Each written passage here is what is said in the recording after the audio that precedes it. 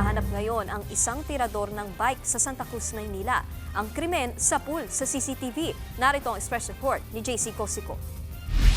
Nasa pool sa CCTV ang lalaking yan na naglalakad sa eskinita sa barangay 359 Santa Cruz, Maynila. Huminto siya sa tapat ng gate ng isang apartment building.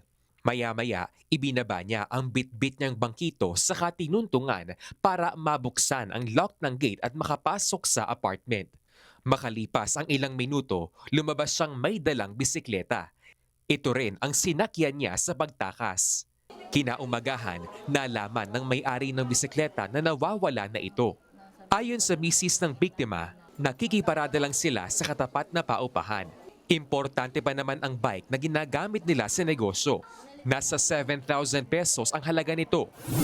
Inipin niya pa yung pera na yun. Sa iba mura lang yung bike na yun, pero sa kanya mahalaga po yun.